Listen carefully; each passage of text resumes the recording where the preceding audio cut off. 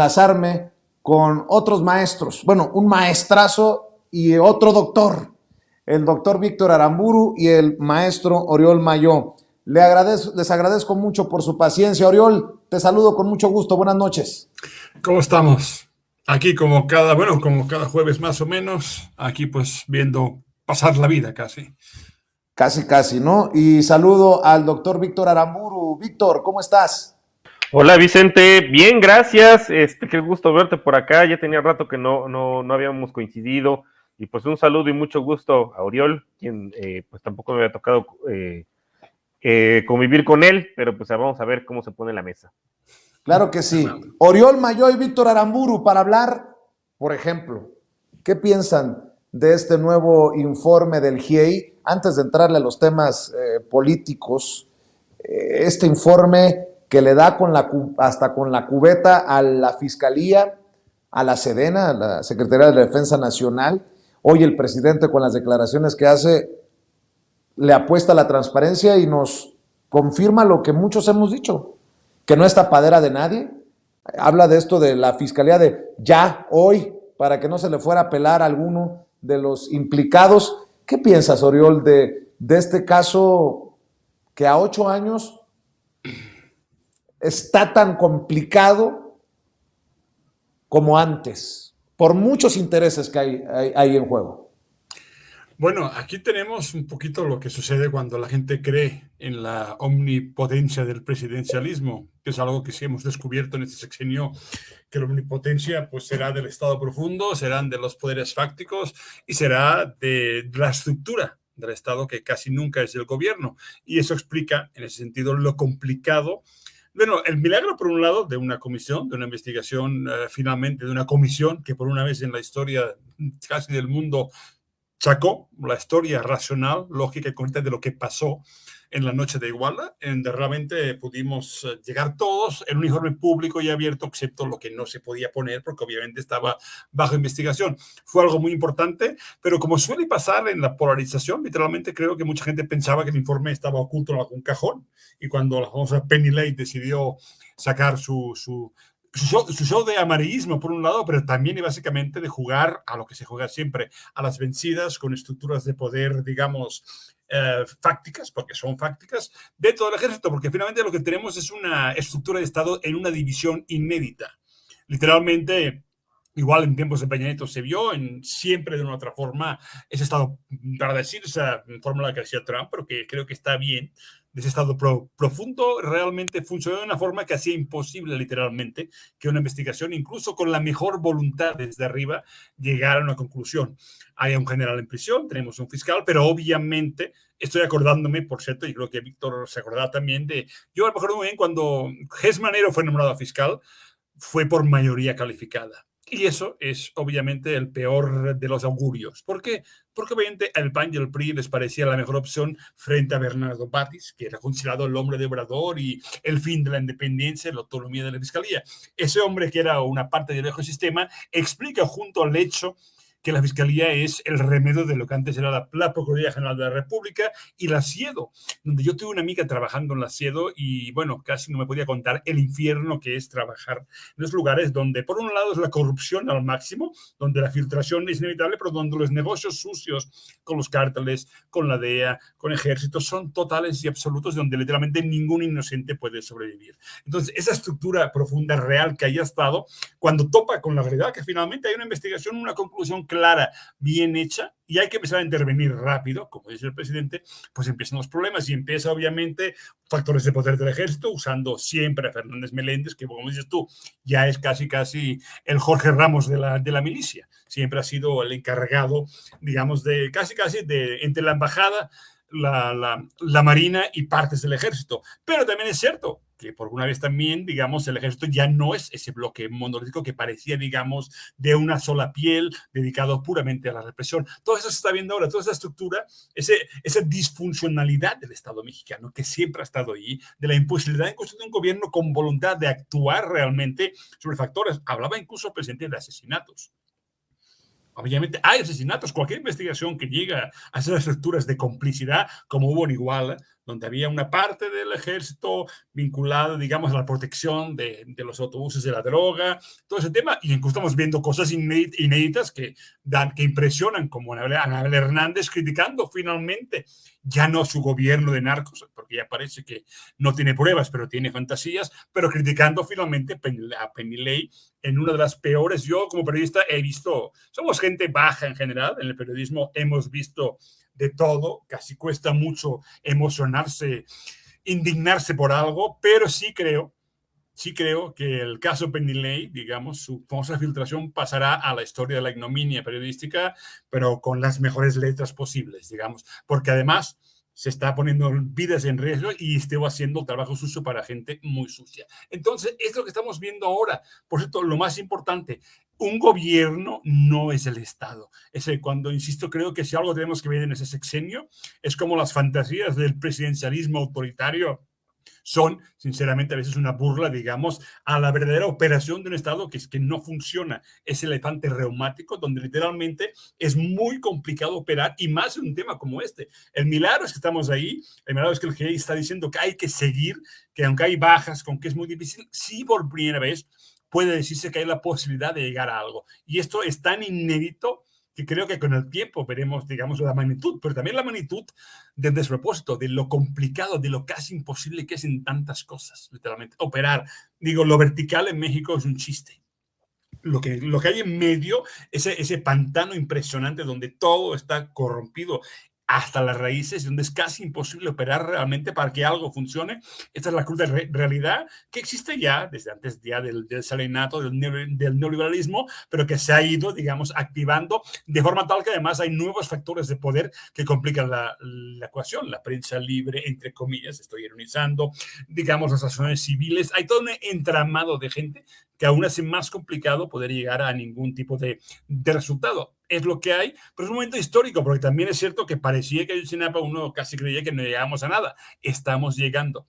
Eso, insisto, entre el milagro y la cruda realidad de lo que hay abajo, es donde debemos mirar y pensar lo complicado que es. Por primera vez tuvimos la impresión, antes era muy fácil pensar en esas pirámides de poder que gente como Krause nos hacían creer, imperiales y bla, bla, bla, y no. Lo que tenemos es una disfuncionalidad tan profunda que dificulta más el tema de, insisto, un fiscal que fue elegido por todos es muy mala señal, y lo tenemos en una estructura que ya era tremendamente terrible en su esencia, dirigida por un hombre del viejo sistema que realmente no es el mejor. Mi querido Víctor Aramburu, ¿cuáles son tus impresiones de todo esto que estamos viendo a una velocidad acelerada? Las declaraciones del presidente son preocupantes cuando habla de presiones por todos lados. En fin, mi querido Víctor. Yo creo que justo Oriol apunta a varios mitos que qué bueno que se están finalmente pues desmitificando por una parte, que efectivamente cuando vivíamos en la época del autoritarismo del PRI, pues teníamos esta creencia de que el presidente era omnisciente, omnipresente, y bueno, pues que todo lo sabía y que él tomaba todas las decisiones, ¿no? Básicamente como si hiciera micromanagement, y pues eso es humanamente imposible. Más bien, vivíamos en un sistema en el cual el árbitro final para conflictos ya muy grandes, como puede ser este caso, sí, la última palabra la tenía el presidente, pero pues antes de eso había todo un andamiaje hacia abajo de caciques, muy heredado el porfiriato, por cierto. O sea, de hecho, el régimen del PRI, el régimen autoritario del PRI, pues básicamente fue un porfiriato 2.0, donde se resolvió el tema de la sucesión presidencial, que es decir, bueno, sí vas a tener mucho poder durante 6 años, pero después otra vez se vuelve a barajar las cartas, se vuelven a mover los cargos, y hay una rotación de élites, ¿no? Algunos se quedarán, otros saldrán, pues depende de los favores y de cómo se han comportado. Pero bueno, pues eso más otras cosas, ¿no? O sea que, digo, en el porfiriato, pues ¿cuál gasto social? Al menos ya durante el régimen autoritario sí lo hubo. Pero digamos que en términos del sistema político mexicano, efectivamente, y es la única forma en la cual hubo paz, porque si recordamos cómo estuvo durante el siglo XIX, pues no había paz, ¿no? Entonces, lo que hizo Porfirio Díaz, y que lo mantuvo el PRI, pues fue mantener o reconocer los cacicazgos locales y decirle, mira, mientras tú me resuelvas y no me escales los problemas, pues ahí puedes seguir operando. Efectivamente, todo esto, pues en el momento en el cual se acaba el dinero, la época de bonanzas por ahí de finales del siglo XX, la década de los años 80 con la crisis de la deuda, pues ya no hay mucho dinero que repartir, entonces efectivamente, pues el presidente, que era el árbitro en última instancia, que tomaba las decisiones, digamos que las más complicadas, pues de repente tiene que empezar a abrir este régimen, porque pues bueno, anteriormente había una serie de intercambios y pues ahora ya no hay dinero con qué mantenerlos, ¿no? Y bueno, pues de ahí lo que empezamos a ver es que otros actores, como los gobernadores, particularmente en la llamada transición, que más bien fue una alternancia en la transición a la democracia, que más bien fue una alternancia de partido en la presidencia, pues empiezan a surgir todos estos reyesuelos, entonces empieza a haber mayor porosidad hacia el Estado mexicano, que de todas maneras la había anteriormente, pero ahora ya es más, ¿no? Y bueno, pues viene un hecho como el de Ayotzinapa, que ahí sí yo diría, o sea, porque no falta el que cae en las teorías del complot que dice que si Peña Nieto estuvo involucrado. No, honestamente yo creo que Peña Nieto ni se enteró, ¿no? Se enteró hasta que ya le estalló la bomba y que le han de haber dicho, sabe que hay efectivamente elementos militares involucrados y pues ni modo, ¿no? O sea, en esta red de pactos de complicidad, porque más bien es eso, ¿no? Es una red de intercambios que muchas veces utiliza la palabra clientelismo de manera clasista y despectiva, como si no hubiera clientelismo también en las élites. Claramente lo hay, y como si no lo hubiera en las instituciones. Entonces, pues sí, seguramente le han de haber informado, pues que había una participación del ejército, y pues evidentemente no se iban a meter en esa cuestión, y pues crearon la llamada verdad histórica, ¿no? Para encubrir a algunas personas. Lo que vemos ahora, que ojalá ahora sí estemos ante un cambio de régimen, al menos exista la voluntad en la presidencia y de otros actores como el subsecretario Encinas, pero pues como ya lo ha mencionado también Oriol, pues la lógica burocrática es otra, ¿no? Y esa lógica burocrática no necesariamente responde como uno esperaría que una burocracia funcionara así, con una jerarquía, no necesariamente responde a las órdenes de arriba, sino que pues también hay porosidad hacia los lados, y pues es el tipo de filtraciones que vimos muy lamentable, el caso de Penny Lake, que realmente no abona nada más que al morbo, y pues sí pone en riesgo justamente el debido proceso, y que jueces que también probablemente operan y que están buscando algún pretexto, operan para el crimen organizado, para otras lealtades, y que están buscando un pretexto, pues les cae como anillo al dedo, ¿no? Literalmente alguna violación al debido proceso por una filtración de estas, pues les es hasta benéfico, ¿no? Para liberar, y si no es que a lo mejor esa fue la intención deliberada en el caso de quien le haya filtrado la información a Penny Lane, ¿no? O sea, seguir encubriendo. Y estas son dinámicas que, digo, esto es una muestra, pero si nos vamos a otras secretarías de gobierno, seguramente están infiltradas, y no infiltradas, digamos que de manera, si uno piensa pues, en teorías del complot, no, o sea, son años de relaciones. El SAT, por ejemplo, seguramente, pues eso fue lo que tuvieron que hacer una limpia, lo comentaba Raquel Buenrostro, de cualquier cantidad de gente, de ahí que, pues de entrada su gasto no justificaba, bueno, su salario no justificaba el nivel de vida que tenían, el nivel de gasto que tenían, por una parte, y pues más bien trabajaban hacia los grandes contribuyentes, ¿no? O sea, los famosos coyotes, de yo conozco a alguien adentro, pues te echan la mano para pagar lo menos que se pueda, y bueno, pues así debe estar lleno en general la burocracia, porque sí ha habido un cambio de régimen, al menos en las altas esferas, pero falta limpiar la casa y debe haber todavía mucha gente. Y el problema es que pues justamente es la gente que te sabe operar las cosas en última instancia. O sea, también no te puedes deshacer de ellas porque pues es volver a empezar en la curva de aprendizaje, y tampoco es como que haya mucha gente disponible, ¿no? Entonces, eso pasa en el SAT, pues ya lo vimos aquí también, seguramente pasa en la Fiscalía General de la República, seguramente en muchas otras secretarías de Estado, pues más bien no trabajan necesariamente para el que en teoría es su jefe, que en este caso es el presidente López Obrador, sino que seguramente hasta obstaculizan, pudiera llegar a ser el caso para una de esas sus antiguos jefes. Digo, se me ocurre el caso, por ejemplo, en la Conagua, ¿no? También que el presidente se enteró, pues que había calderonistas ahí cobrando. Entonces, o sea, esto lo que nos dice es que si vamos a ir a una transformación, y particularmente pacífica, pues es algo que va a tomar tiempo y que pasa por la reconstrucción de las burocracias y la sustitución del tipo de gente que hay ahí, de la relación que tienen con pues con los periodistas, en este caso, pero también nos podemos ir con los grandes contribuyentes y pues también seguramente hasta con el crimen organizado. Seguramente debe haber también por ahí algunos que otros que además tienen sus rutinas, ¿no? De cómo seguir obteniendo rentas por parte del Estado. Digo, yo me sabía unos modus operandi ahí cuando trabajé en la función pública hace muchos años, pues hasta mañas, ¿no? O sea, también entre los propios poderes de pues tirar, por ejemplo, una línea de alta tensión y no hacer el decreto expropiatorio y después pedir la indemnización y resulta que era una misma persona de CFE al interior, digo, y que ya estaba coludida a su vez con gente dentro del Poder Judicial, precisamente para alargar los juicios y entonces que la indemnización que tuvieran que dar fuera mayor y luego se iban a michas con el terreno y vamos así. Ni se hable, ¿no? O sea, de compras locales, por ejemplo, con las farmacéuticas o gente que montaba una empresa y te podía vender clips, pero también te podía vender medicamentos oncológicos. Vamos, es algo complejo, ¿no? O sea, el elefante reumático, como efectivamente le dice el presidente, pues ponerlo a trabajar de entrada para lo que debe ser y la otra depurarlo, pues es una tarea que no se cumple en 6 años, ¿eh? O sea, es un cambio incluso generacional y de ir reformando poco a poco las instituciones. Pero ni modo, pues es lo que hay, ¿no? O sea, también como que hacer un ejército de la nada, o hacer una fiscalía de la nada, o hacer un sistema de administración tributaria de la nada, pues no se puede. Y tomaría además también bastantes años y una curva de aprendizaje bastante pronunciada.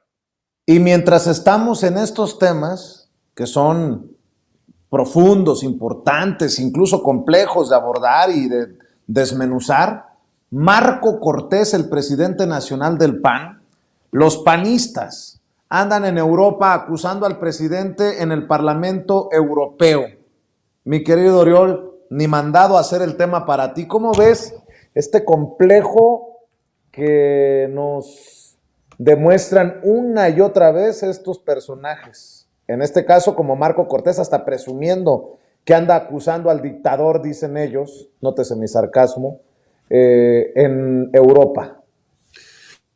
Pues nada especial, se reunió creo con 4 diputados alemanes, no sé si estaban, no sé, jugando a la mus, no sé exactamente, fue en Bruselas, no sé, yo estoy viendo una nota que publicó el mismo, en fin, pero digo, a ver, el Parlamento Europeo, que no tiene ningún poder realmente y que pues está siempre operado por lo más rancio de las oligarquías, digamos, como de cada país, donde España tiene un papel importante, gente como Salafranca y gente que lleva 20, 30 años en Bruselas. Bruselas es ese compendio de feudos madrileños, romanos, parisinos y bajo control generalmente alemán. Y bueno, que venga un Marco Cortés, siempre hay algún latinoamericano echando pestes contra sus gobiernos y diciendo lo más bárbaro posible, casi pidiendo intervenciones inexistentes y ciertamente operando como pasó en marzo en el Parlamento Europeo en ese texto que, bueno, que aún estaba yo leyendo, ahora repasando justamente el texto, digamos, el texto oficial del Parlamento Europeo y es impresionante. Básicamente viene a decir en ese acuerdo unitario de muchos diputados, porque en ese inútil parlamento cuya función casi, digamos, es de ejercer de colo griego ante las decisiones de la oligarquía de Bruselas, bueno, prácticamente vienen a decir algo tan simple como debido a que el presidente hablaba mal de Loret de Mola, pues están matando a gente como Loret de Mola. Básicamente, por culpa de hablar feo a los periodistas corporativos, están muriendo gente en México.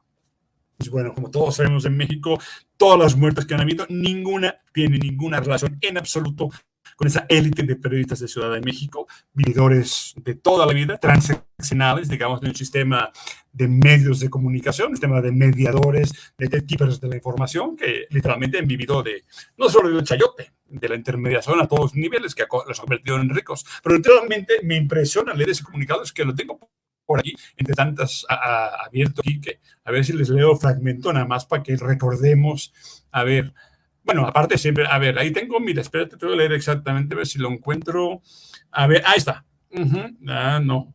Bueno, ahora no lo encuentro. El problema de tener, espérate, tantas abiertas. Pero bueno, este es el resumen.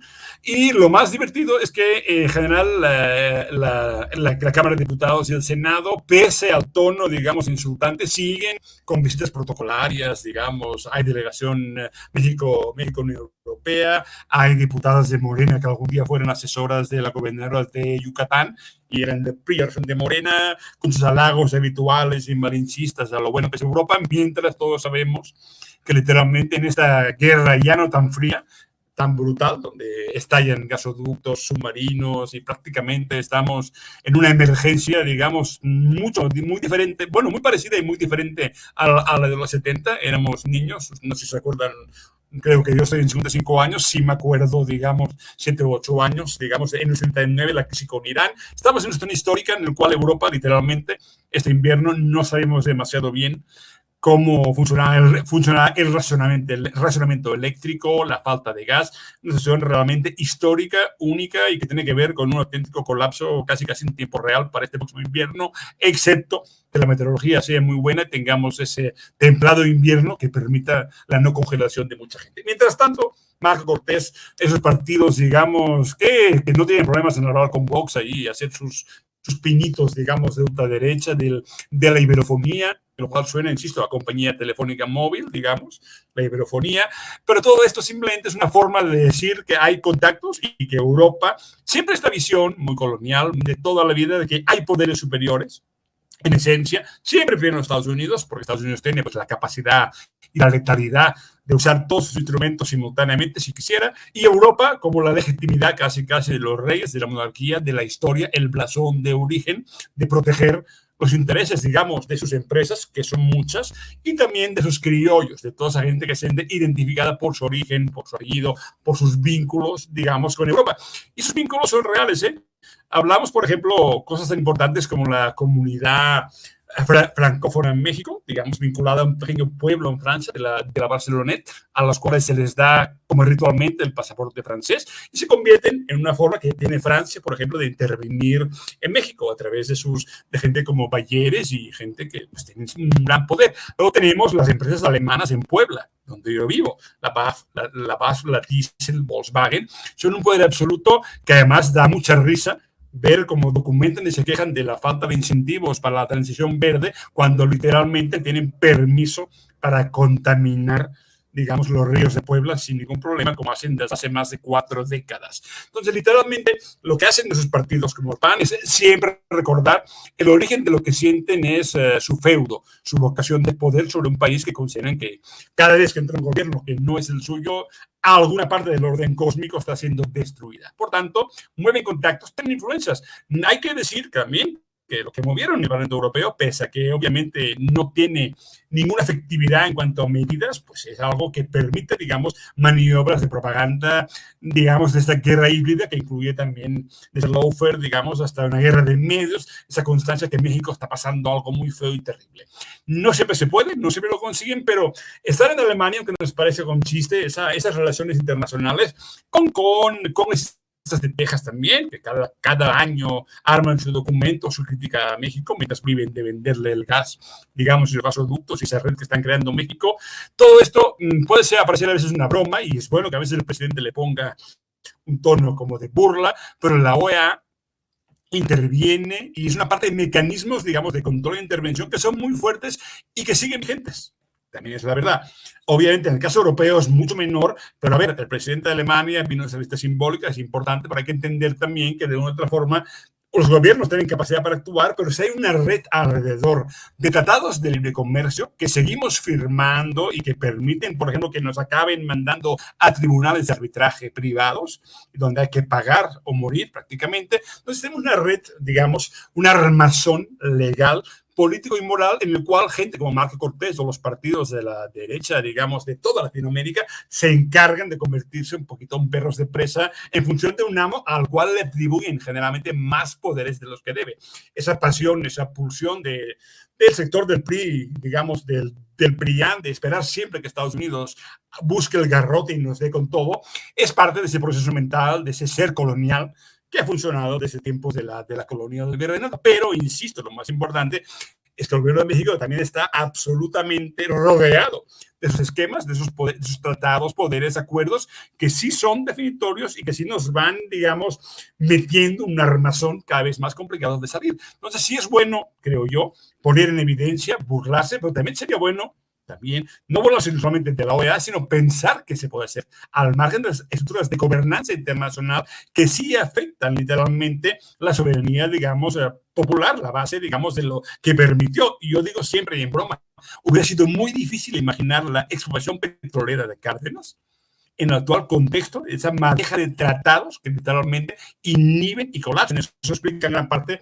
que la reforma eléctrica, digamos, la industria eléctrica fue tan complicada. Incluso los mismos tribunales de la competencia que parecían en teoría, nacieron en teoría, y ahí Víctor seguro que lo recuerda mejor que yo, para evitar los grandes monopolios privados, para destruir, para evitar que el Estado quedara en manos de los cabilderos de monopolios. Y hoy en día sabemos que los tribunales de competencia se han convertido en el armazón, digamos, pero en el caballo de Troya, para ser más precisos, para impedir literalmente cualquier proyecto que no sea, digamos, el control privado, digamos, de la riqueza social. Eso es algo muy importante, incluso en algo que se creó en México que parecía que iba a ser distinto y mejor. No, realmente estamos rodeados, estamos vigilados, coartados completamente en cuanto a una acción política institucional. Y mientras tanto, insisto, es bueno y es una parte saludable, se agradece literalmente, pero cuando contrapones a la OEA con el grupo de Puebla, bueno, es un grupo de amigos que sí tienen presidentes, pero no tienen la estructura institucional.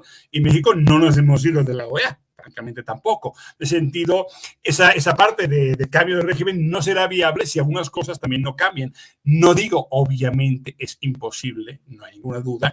La interacción con Estados Unidos, digamos, el mercado ya existe y no lo cambia nadie, pero las condiciones son, digamos, son demasiado desiguales. En ese sentido, los paneles de energía, todo lo que vemos, son presiones muy fuertes y que en el mismo gobierno hay gente, y así todos sabemos muy bien, pues que alguna secretaria de Economía, precisamente, si pudiera, haría lo contrario que el presidente. Y como ella, muchos más en una estructura de gobierno que, francamente, está más predispuesta a sentar ese orden, digamos, de jerarquías, que básicamente en eso consiste. Entre Canadá, Estados Unidos y México, siempre hemos sabido, por desgracia, que México no intervenía. Estamos apenas cambiando las condiciones en energía, en temas laborales. Y déjame acabar nomás lo importante, que es, por ejemplo, algo tan fundamental como que finalmente, espero que llegue, la Ley Federal del Trabajo se cambie y tengamos vacaciones.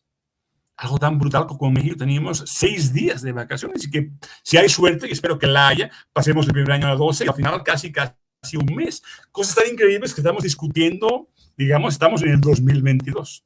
Y son cosas que tienen que ver con jerarquías de poder, con geopolítica, en lo cual estamos cambiando, pero a veces solamente en la superficie.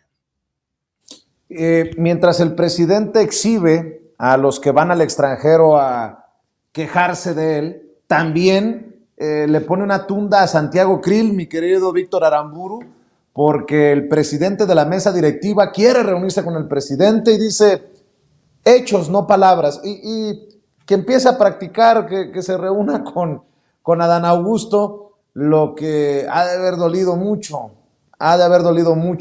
en el panismo y sobre todo en el ego del presidenciable o del suspirante a la presidencia Santiago Krill, exsecretario de Gobernación en tiempos de Fox, querido Víctor. Pues justamente es lo que iba a recordar, que él fue secretario de Gobernación en tiempos de Fox, en tiempos del desafuero, y en su momento nos acordaremos que el mismo Santiago Krill le decía de manera pues muy de machito, justamente diciendo al presidente, ¿no? Que, bueno, al actual presidente López Obrador, en su momento jefe de gobierno del Distrito Federal todavía era, pues que fuera hombrecito, ¿no? Y que enfrentara el juicio de la declaración de procedencia o desafuero en su momento, ¿no? Y pues, como dicen, la vida da muchas vueltas. Entonces, finalmente, Santiago Krill en su momento, pues imagínense cómo va a estar Santiago Krill de pésimo político, que Felipe Calderón le comió el mandado al interior del PAN, y el que al final quedó como candidato a la presidencia por parte del PAN, pues fue Felipe Calderón y no Santiago Krill, con todo y el apoyo que tenía en ese momento por parte de Vicente Fox. Y bueno, pues sí, la vida finalmente es una rueda de la fortuna, pasan muchos años, ¿no? 16, 17, y le toca pues ahora los papeles se invierten, ¿no? Está López Obrador, ya desde el Poder Ejecutivo siendo presidente, y pues Santiago Krill pidiéndole esta audiencia. Pero digo, más allá del tema anecdótico, pues también, vamos, de lo chusco en ese sentido de cómo la vida da la vuelta, pues el presidente ya sabe ya sabe cuál es la postura del PAN, o sea, y que el PAN ni siquiera es que esté en contra de que el ejército, bueno, que la Guardia Nacional permanezca, o sea, como tal dentro del ejército. O sea, en sí yo creo que en términos de política pública ellos no tendrían nada, o sea, no tendrían por qué oponerse. Pero el tema es llevar la contraria y justamente polarizar, paradójicamente, como ellos dicen, y llevar la negativa pues a grados extremos. Entonces, pues sí, para el presidente básicamente sería exponerse, darle pues juego político a una persona que en realidad no tiene la importancia y no tiene el cargo, y que de entrada pues ya conoce sus posiciones, ¿no? Entonces, pues eso representaría una pérdida de tiempo de la cual probablemente no vaya a ganar nada, y en cambio pues a Santiago Krill le serviría de algo, porque tampoco hay que decir mucho, pero pues para jalar agua a su molino y decir, miren, yo como si tengo interlocución con el presidente, y pues ir subiendo un poco su perfil político, que no creo que sea lo que López Obrador quiera hacer, ¿no? Digo, independientemente de eso, que honestamente yo no le veo ningún tipo de posibilidad a Santiago Krill de pues ser candidato y de encabezar la alianza.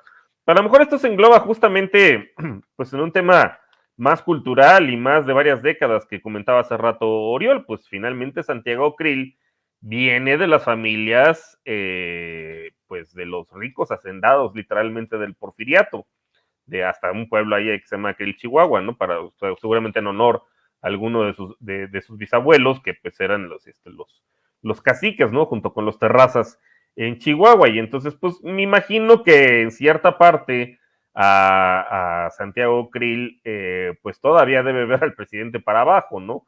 En el sentido, pues que él pertenece a esa rancia aristocracia, ni siquiera del régimen autoritario, sino del previo, del porfiriato, y pues debe ver al presidente como una irrupción de los plebeyos, ¿no? O sea, siendo que ellos tenían pues este derecho divino, la famosa casta divina, que era en el caso de Yucatán, pero aplica igual para Chihuahua, de los porfiristas, ¿no? De gobernar, de cargos heredados. Pues no nos extrañan este tipo de pues costumbres, ¿no? Te voy a acusar con el rey de España, o te voy a acusar con la metrópoli, porque tú, plebeyo indígena alzado, ¿no? Estás subiéndote a las barbas, literalmente. Pero bueno, pues también están las redes, ¿no? De algo les servirán esos contactos que efectivamente tienen y los negocios que hicieron durante varias décadas, ¿no? Con Iberdrola, con El País, que si bien la opinión pública mexicana ni nos va ni nos viene, pero en otros países pues sí sirve justamente pues para hacer cabildeo.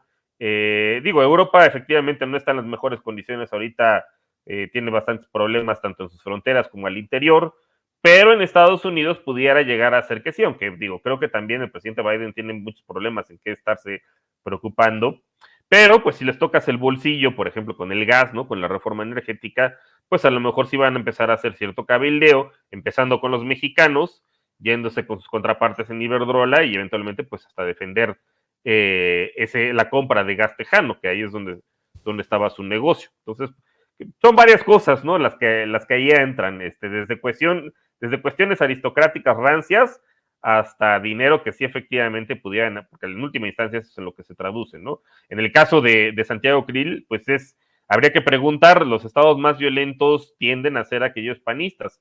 ¿Qué ha hecho el PAN para fortalecer a sus a sus policías estatales y municipales y a sus propias fiscalías? Siendo que la mayor parte de los delitos de alto impacto, como los homicidios, secuestros, extorsiones, robo de vehículos de casa habitación, son en primera instancia competencia de por una parte de las secretarías estatales de seguridad y de las fiscalías locales. Entonces, y pues de eso no vemos resultados, ¿no? O sea, quieren que todo lo resuelva ya sea o la Guardia Nacional o una policía civil, que ya vimos que lo que pasó con la de García Luna, que también estaba infiltrada, y eso nos remite un poco al tema anterior, ¿no? Nada más por no dejar, debido a que hoy se da a conocer, con las reservas del personaje al que bauticé como Lord Montajes hace algunos años, me refiero a Carlos Loret de Mola, ha publicado que se ha realizado el hackeo de miles de documentos confidenciales del ejército y que Latinus revisó esos documentos y que, entre otras cosas, revelan cómo el presidente supuestamente ha escondido hospitalizaciones y diagnósticos médicos graves. Andan desatados, Oriol Mayo, porque ahora también están moviendo un supuesto libro que se publicaría dicen, el saqueo oculto del presidente y su equipo cercano, que escribe Elena Chávez, quien es o fue pareja, debí de haber dicho, fue pareja de César Yáñez, hoy subsecretario de Gobernación y quien fuera por mucho tiempo el jefe de prensa del hoy presidente. El prólogo de este supuesto libro que saldría lo escribe Anabel Hernández. Así que en medio de hackeos y documentos que dice tener Loret de Mola y Latinus, y este libro que se llamaría El Rey del Cash, yo pregunto, ¿y por qué no lo...? O sea, por ejemplo, de este libro, tanto se ha investigado al presidente Andrés Manuel López Obrador y me sorprende que el prólogo lo escriba Anabel Hernández, porque por muchos años escuché de la que fue gran amiga mía, Anabel Hernández, que había investigado hasta por debajo de la lengua al presidente Andrés Manuel López Obrador y que no había un solo indicio de corrupción. Y bueno, lo de Loret, que están muchos obsesionados con la salud del presidente Andrés Manuel López Obrador. Yo, como digo, ¿cuántos chicles han tirado en estos 4 años a la pared a ver cuál pega? Mi querido Oriol, ¿qué relevancia tendría que se dé un hackeo a la Secretaría de la Defensa Nacional, que los documentos lleguen por pura coincidencia, no vayan a pensar mal, a Latinus de Loret, si es que se confirma el hackeo? Por ahí espero que nos confirmen si se trata de una noticia falsa mañana en la mañanera precisamente. Y este libro de la expareja de César Yáñez, que ya lo traen en boga los conservadores, como si hubieran encontrado la piedra preciosa que tanto han buscado para tumbar al presidente. Bueno, como diría cualquiera, esto es un golpeteo casi semanal, mensual, aunque bueno, diario. En la vida... Sí, no, exacto, bueno, es imparable, digamos, ese sexenio de que uno no descansa, ¿no? Como que caray, ¿no? Como que no descansan. Bueno, de verdad que no descansan, porque déjame acordarme, yo cuando llegué a Ciudad de México, bueno, yo en 2006 estuve en la Resistencia, bueno, me gustaba, así viví en el Zócalo 8 semanas, lo cual agradezco, porque no se puede decir que vivas en una tienda de campaña en el Zócalo, no se puede decir siempre, pero dicho esto, me acuerdo que después viví rentado en casa de una señora ahí por más o menos por Coyoacán. Yo creo que cada mañana una señora que fue un tiempo hija de un priista notable en Coyoacán y su mamá pues de la Cruz Roja, y ella priista muy enervada, aún traía su mucama, aún traía el mandil de Salinas. Ella estuvo en la campaña con Salinas, le iba bien hasta que empezó a caer, estuvo en la Fiscalía, Ministerio Público, abogada, y me acuerdo que cada mañana que la veía bajaba, decía, esta mañana a ver si puedo matar a López Obrador. Cada mañana me saludaba, ¿cómo estás? A ver si esta mañana me encantaría poder matar a López Obrador. Si tuviera un fusil, mataría a López Obrador. Digo, bueno, yo pobre ya, pues, digo, oye, pues no sé, pues cálmate, pero cada día así debe ser terrible, ¿no? O sea, ¿cómo se puede vivir así? Debe ser muy cansado. Entonces, por ejemplo, estoy en el libro de Se vende Luz de Elena Chávez, apenas sé quién es, estoy enterándome del chisme, será el chisme de la semana, seguramente. Se puede decir mucho de César Yáñez, sabremos algunas historias de la corte. Esa mujer me impresiona mucho su Twitter, ahora estoy entrando, muchos perros abandonados. La gente que ama mucho a los perros generalmente tiene cierto odio a la humanidad, es una cosa que, no, así como Hitler con su perro, que era muy bonito, su pastor alemán, pero en general es un poco como provoca cierta inquietud ver tanto perro abandonado en su cuenta de Twitter y a la vez ese furibundo odio de esas clases, digamos, decentes de la Ciudad de México contra el que fue su regente. Dicho esto, a ver, es una constante, habrá más. La idea permanente, y es importante el tema del ejército. ¿Por qué es importante? Porque por primera vez, a ver, yo fui amigo un poquito del general Samuel Laravilla, uno de los pocos militares que en 2006 estuvo en el Zócalo, en el plantón, un hombre que me contaba historias de lo que suponía el ejército, de la tradición del ejército mexicano, que es un poco distinta a otras, pero que estaba copado por lo que se llamaban los diplomados del alto Estado Mayor, gente formada, digamos, en un esquema muy de seguridad nacional, muy de defensa de Estados Unidos, pero él también sabía que el ejército mexicano, digamos, por su tradición y por su historia, era, aunque estaba controlado por un factor conservador que por muchos años tuvo grandes privilegios y vivió en un mundo separado completamente, digamos, de la plebe, en un mundo, digamos, del poder, y que tuvo generales implicados en lo mejor y en lo peor. Pero en este momento histórico, lo que está sucediendo es que el ejército de golpe ya no es ese factor de poder conservador, ya no lo es, al menos monotemáticamente. Ya no es ese bloque. Ya hay la posibilidad de convertir al ejército en dos cosas, que está explicado por algunos analistas. Por un lado, en un constructor de obras públicas. A mí me parece fascinante que, digamos, esa genialidad. Oigan, ¿qué hacemos con cuerpos de ingenieros, con un ejército, digamos, que ya se usó en catástrofes? ¿Por qué no usarlo para generar obras públicas sin la vía del contratismo ilimitado, que siempre creó monstruos como ICA y otros grandes corporativos que vivían, digamos, de subrogar esas obras? ¿Por qué no hacerlo el Estado? Finalmente, el ejército es parte funcional del Estado. Es una parte importante. Y lo segundo, esa parte de conseguir que una parte de la ciudad pública, digamos, una guardia civil, una gendarmería, o unos carabineros se formen a través de un cuerpo que finalmente sería más viable para operar en algún sentido en zonas donde, por ejemplo, pienso en Guanajuato. Tengo un amigo en Celaya y bueno, que además se volvió muy anti-AMLO, pero me sorprendió hace apenas un mes diciéndome, bueno, que menos que en Celaya llegó la Guardia Nacional, porque es que esto era imposible. Apenas estaba en una taquería hace 2 meses y mataron a un taquero frente a él. O sea, esa es la vida real fuera de la Ciudad de México, donde empieza a haber finalmente una policía de investigación. Pero esos son los estados. El gobierno podría llegar a generar una Guardia Civil. Y digo Guardia Civil porque aunque es odiosa, y la conozco bien, me torturó en el año 92, pero también es un cuerpo muy eficaz, con muy buena inteligencia y, por cierto, el menos corrupto dentro de los ámbitos de policiales o, digamos, de cuerpos policiales en España. Es una cuestión. Todo esto, insisto, va a ser una constante y poca constante. Por un lado, el ejército creo que va a ser el frente más importante. Es un frente que creo que Víctor también lo puede entender, casi esquizofrénico. Por un lado, de no la militarización, por lo otro, defender al ejército de cuando se le acusa de que hay gente implicada en el caso, digamos, de Ayotzinapa. Entonces, la posibilidad de que el ejército tome un papel distinto, que no estábamos acostumbrados, porque por regla y en general, excepto algunas excepciones notables, como ese general, el cual fui amigo y que murió hace unos pocos años, digamos, no fue la mejor en general, su papel fue terrible, pero hay, pese a todo, una diferencia en su formación, en su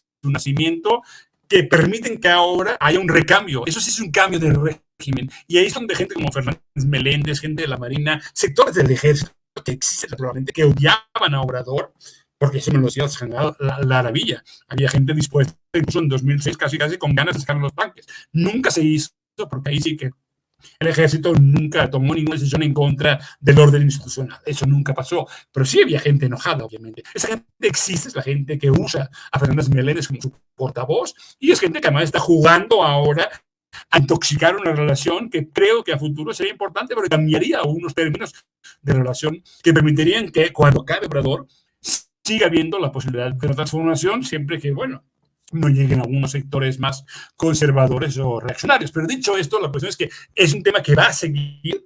Habrá una consulta en enero, seguirán promoviendo ese clima casi de crispación interna y, por tanto, veremos cosas muy fuertes. Pero también, y ahí acabo, creo que contra el presidente, dicho, aunque ahora salgas del libro, el momento clave fue la famosa la Casa Blanca, digamos, de hijas del hijo. Fue el momento en que intentaron el golpe contra el presidente. No funcionó realmente, falló, y entonces lo que hay ahora sí permitirá una situación de crispación permanente, que es un poco la idea, y como que complique cosas tan importantes como el caso, digamos, ¿no? de Ayotzinapa.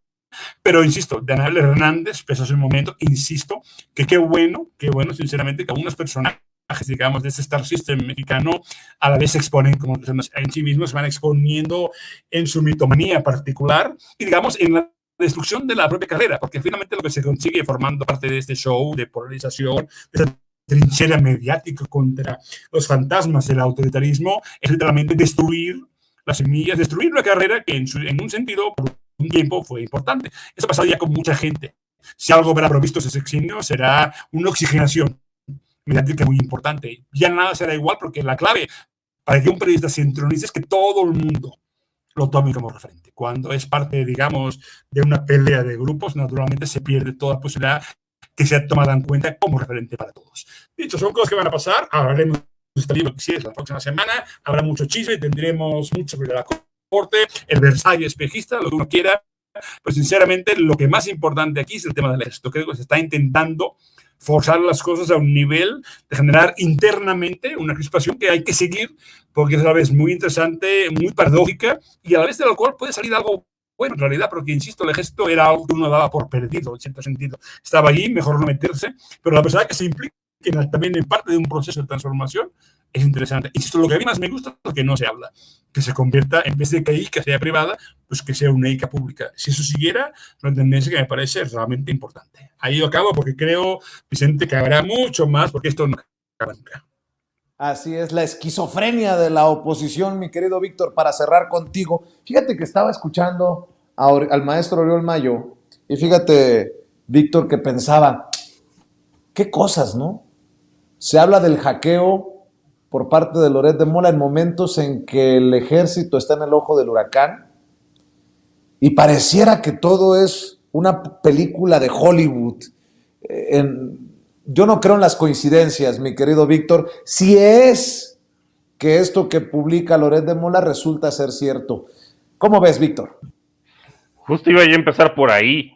Digo, si ya Héctor de Mauleón se avienta a falsificar cables según esto de la embajada y pésimamente escritos, pues yo creo que ya se van a seguir ahí seguido, ¿no? O sea, pues inventando cosas y haber comprado. Ahora sí que ya es la posverdad de la posverdad, porque pues al menos en la otra, pues te sacaban alguna cosa y la interpretaban a su manera o sesgaban la información o medias verdades, pero ya Héctor de Mauleón la semana pasada inauguró ahora sí la mentira, ¿no? Como tal.